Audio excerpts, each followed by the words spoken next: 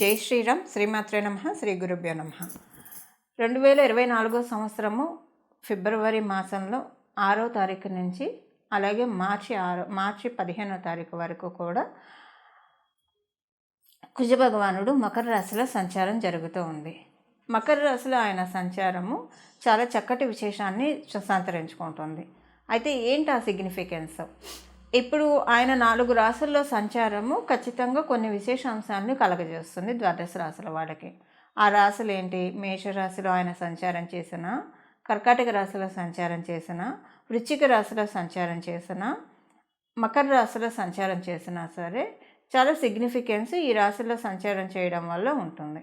అలాగే ధనుర్మీన రాశుల్లో ఉన్నా సరే ఈ 4 రాశుల్లో కొంత స్పెషల్గా ఫోకస్ ఉంటుందని చెప్పాలి.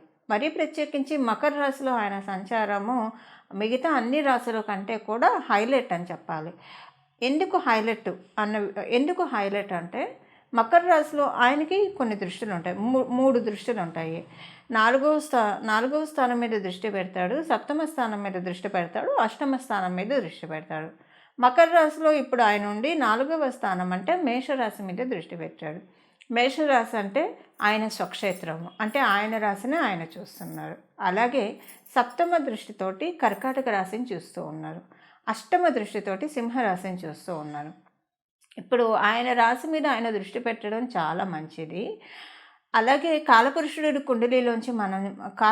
కుండలిలోంచి పరిశీలిస్తే ఈయన దశమ స్థానంలో సంచారము. ఎప్పుడైనా సరే మనకి పంచమహాపురుష యోగాలనే 5 మహాపురుష యోగాలు ఉంటాయి. కొన్ని గ్రహాలు ఈ పంచమహాపురుష యోగాన్ని మనకి ప్రసాదిస్తాయి. అవి కేంద్రాల్లో ఉన్న, కోణాల్లో ఉన్న, లగ్నం నుంచి కావచ్చు, చంద్రుడి నుంచి కావచ్చు, వాటిని మనం పంచమహాపురుష యోగాలు అంటాము.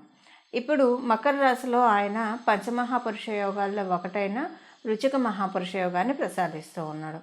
ఈ రుచిక మహాపురుష యోగము చాలా మంచి యోగము. అంటే ధీరత్వాన్ని మనకి కరేజ్ని ఇస్తుంది, లాడ్ ఆఫ్ కరేజ్ ఇస్తుంది, కాలిబర్ని ఇస్తుంది. ఏదైనా పని చేయాలంటే మనకి లోపల నుంచి ఆత్మస్థైర్యం ఒకటి కావాలి.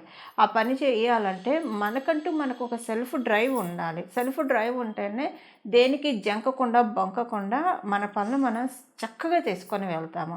అలా చేయనిచ్చే ప్లానెట్ అలా ఎవరైతే చేస్తూ ఉంటారో, ఇప్పుడు చూడండి, కొంతమంది చాలా డేర్ స్టెప్స్ వేస్తూ ఉంటారు, కానీ వాళ్ళకి అవి సక్సెస్ అవుతాయి. ఇప్పుడు కొంతమంది డేర్ స్టెప్స్ వేస్తారు, బొక్కబోర్లో పడతారు. కానీ కొంతమంది డేర్ స్టెప్స్ వేస్తే వాళ్ళకి అది సక్సెస్ రూట్ వెళ్తుంది. వాళ్ళని చూసే వాళ్ళు కొంచెం భయపడుతూ ఉంటారు, వాళ్ళ ఇంట్లో వాళ్ళు కావచ్చు, వాళ్ళ చుట్టుపక్కల ఉన్న వాళ్ళు కావచ్చు. ఇప్పుడు వీళ్ళు ఈ నిర్ణయం తీసుకున్నారు, ఇది కరెక్టా కాదా అని. కానీ వాళ్ళకి అది కరెక్ట్గా రూట్ అవుతుంది. ఎవరికి అలా కరెక్ట్గా రూట్ అవుతుంది? ఎవరికైతే మంగళుడి బలం బాగా ఉంటుందో వాళ్ళకి ఈ విషయం వర్తిస్తుంది. ఇప్పుడు ఇదంతా ఎందుకు చెప్తున్నానంటే, సహజ కాలపురుషుడు కుండలిలోంచి ప్రసాదించే ఈ రుచిక మహాపురుష యోగము ద్వాదశ రాశుల వాడికి కూడా ఏదో ఒక విషయంలో మంచి కరేజ్ ఇస్తుంది, మంచి డ్రైవ్ని ఇస్తుంది. అసలు ఏ విషయంలో డ్రైవ్ ఇస్తుంది, ఏ విషయంలో ఈ కరేజ్ అనేది ఉంటుంది, ఇది మనం ద్వాదశ రాశుల వాళ్ళందరికీ కూడా విడివిడిగా తెలుసుకోవాలి. అలాగే ఎప్పుడైనా సరే దశమ స్థానంలో ఏ గ్రహం సంచారం చేసినా సరే దాన్ని మనం, అంటే అది ఉచ్చ స్థానంలో ఉన్న, స్వక్షేత్రంలో ఉన్న, దాన్ని మనం సింహాసన యోగం అని కూడా చెప్తాము. ఈ మాసంలో, అంటే ఇప్పుడు మనం చేసుకున్న ఈ డేట్స్లో సింహాసన యోగం కూడా చాలా అప్లికేబిలిటీ ఉంది. మరియు ఇప్పుడు మనం తెలుసుకోవాల్సిన ఇంకొక విషయం ఏంటంటే, మకర రాశిలో ఆయన సంచారం జరుగుతూ ఉంది. ఆయన రాశి పక్కన రాశి అయిన కుంభరాశిలో మకర రాష్ట్రాధిపతి సంచారం జరుగుతూ ఉంది. అంటే వీళ్ళిద్దరికీ ఒక ఆచ్ఛాదన ఉంది. ఇప్పుడు ఈ పక్క రాశిలో ఉన్న వాళ్ళకి, ఇప్పుడు చూడండి, మీ ఆఫీస్కి మీరు వెళ్ళినప్పుడు మీ పక్కనున్న కొలీగ్ గురించి మీకు ఎంతో కొంత ఐడియా ఉంటుంది. అలాగే మీ గురించి మీ పక్కనున్న కొలీగ్కి ఎంతో కొంత ఐడియా లేకుండా అయితే ఉండదు. సో అలాగనమాట ఈ రాశులలో ఈ గ్రహాలు పక్కన ద్విదాదశ రాశుల్లో ఉండడం అనేది ఇలాంటి ఫలితాన్ని కలుగజేస్తుంది.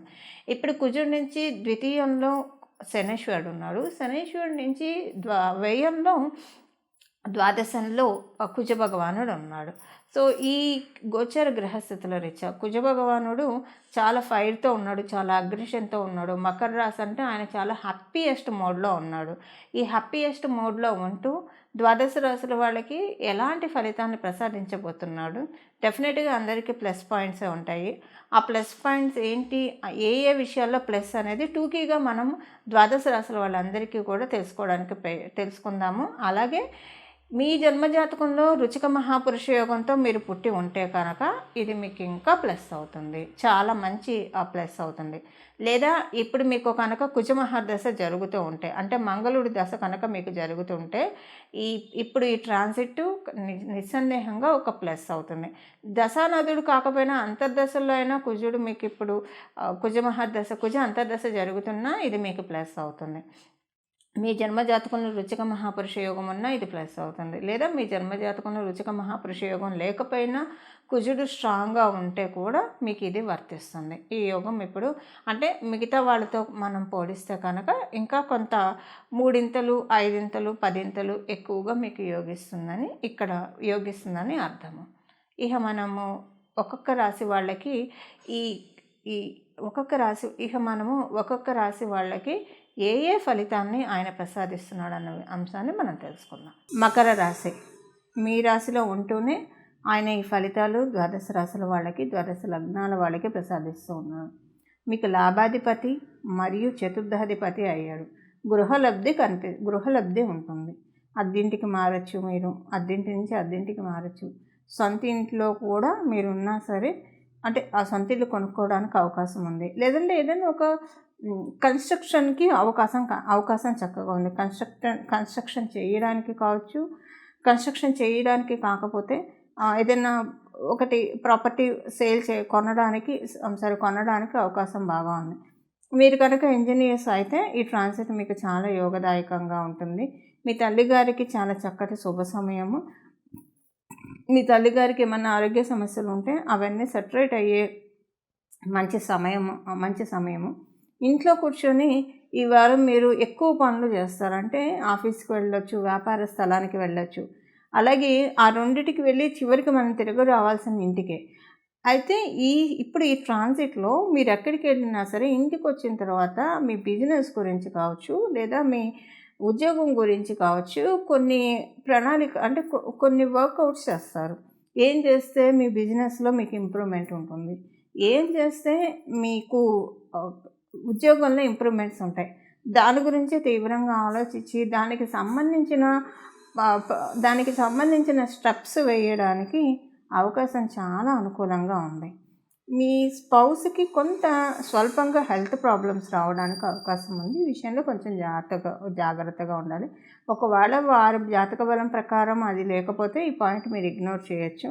అప్పుడు కొంచెం స్వల్పంగా వస్తుంది, లేకపోతే స్వల్పంగానే హెల్త్ ప్రాబ్లమ్స్ రావడానికి అవకాశం ఉంది. ఈ విషయంలో కొంత జాగ్రత్తగా ఉండాలి. అలాగే మీకు కూడా కొంత హెల్త్కి అంతా బాగానే ఉన్నా కూడా గ్యాస్ట్రిక్ ట్రబుల్స్ ఇలాంటివి రావడానికి కొంత స్లైట్గా అవకాశం ఉంది. కాబట్టి ఈ విషయంలో మీరు కూడా జాగ్రత్త వహించాల్సిన అవసరం ఎంతైనా ఉంది. చూసారు కదండి, మీ రాశి వాళ్ళకి ఏ ఫలితాలు వచ్చాయి, ఏ ఫలితాలని మంగళుడు ప్రసాదిస్తూ ఉన్నాడు. ఈ బలాన్ని పెంచుకోవడానికి ఆయన సహజంగా మకర రాశిలో కాలపురుషుడు కుండలిలోంచి 10వ రాశిలో ఆయన సంచారం చేస్తూ ఉన్నారు. కాబట్టి ఈ వారం అంతా కూడా ఆంజనేయ స్వామివారిని ఆరాధించడం చాలా చక్కటి శుభ ఫలితాలు ఇస్తుంది. ఆంజనేయ స్వామివారిని భజే వాయుపుత్రం అనే నామంతో ఆయన ఆలయానికి వెళ్ళి ఆయన ఆలయం చుట్టూ కూడా ఈ నామాన్ని మనసులో అనుకుంటూ ప్రదక్షిణం చేయడం వల్ల చాలా చక్కటి శుభ ఫలితాలు వస్తాయి. ఆయన వాయుపుత్రుడు. శనీశ్వరుడు తత్వం కూడా వాయుతత్వము. ఎందుకంటే ఇప్పుడు శనీశ్వరుడు గురించి నేను ఎందుకు చెప్తున్నానంటే మకర రాశికి అధిపతి ఆయనే కాబట్టి. సో కుజుడు యోగాన్ని ప్రసాదించినా సరే శనీశ్వరుడు కూడా దానికి ఆమోద ముద్ర వేయాలి. ఆయన ఆమోద ముద్ర వేయాలంటే ఆయన తత్వంతో మనం హనుమంతుడిని పూజించాలి. ఆయన తత్వం వాయుతత్వం కాబట్టి హనుమంతుడిని భజే వాయుపుత్రం భజే వాయుపుత్రం భజే వాయుపుత్రం అని మీరు మనసులో నిర్విరామంగా కూడా తలుచుకోవచ్చు అండి. చాలా మంచి శుభ ఫలితాలు ఉంటాయి. అలాగే మీకు గుడికి వెళ్ళి ప్రదక్షిణాలు చేసినా కూడా ఈ నామంతో చాలా చక్కటి శుభ ఫలితాలు వస్తాయి. రోజు కనీసం వీలుంటే కనుక 3 సార్లు హనుమాన్ చాలీసా చదువుకోండి, చాలా మంచిది. హనుమాన్ చాలీసా చాలా సన్మంగళాన్ని మన జీవితంలో నిస్సందేహంగా తెచ్చిపెడుతుంది. చాలామంది దిష్టి దోషాలు, నరదిష్టి, నరపీడ, గ్రహపీడ ఇలాంటివి అంటూ ఉంటారు.